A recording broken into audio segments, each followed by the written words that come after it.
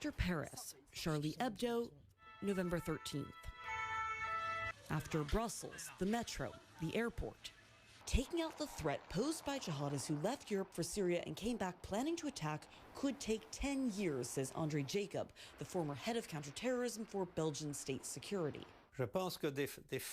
There were definitely errors in the function of the intelligence service here, but the nature and how serious these errors were will be determined by the parliamentary inquiry. The Belgian Prime Minister announced a new investigation into what went wrong and how to stop it from happening again.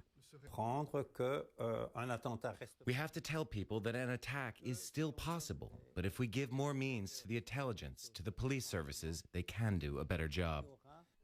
Before retiring in 2010, he watched the rise of Islamic radicalism in Belgium, first in the 90s, surveilling a network with ties to Osama bin Laden, then seeing the rise of recruitment of Belgian youth by Sharia for Belgium, a dismantled terror group whose leaders have now been convicted or jailed. Finally, an exodus of fighters. Per capita, Belgium has sent more foreign fighters into Syria and Iraq than any other Western European country. The number estimated to be around 500 since 2012.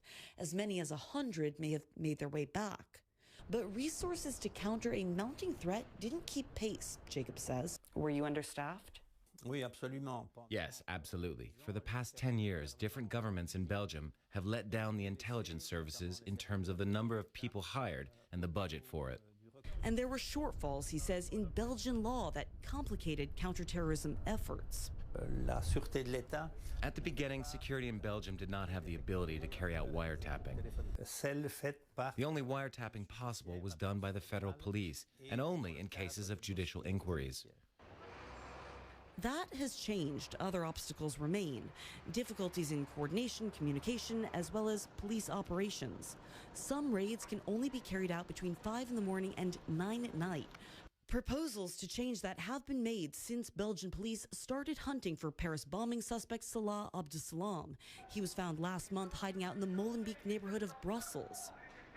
Even before the Brussels bombing, authorities were searching for the brothers who would carry them out. The Bakrawis were, we now know, also in Brussels.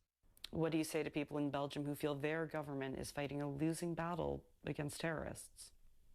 It's a difficult question. I don't know if the Belgian government is losing the battle, but I think the European democracy is losing the battle. We have to work together. U.S. officials believe as many as 2,000 fighters who traveled to Syria and Iraq are back in Europe. Alexandra Field, CNN, Brussels.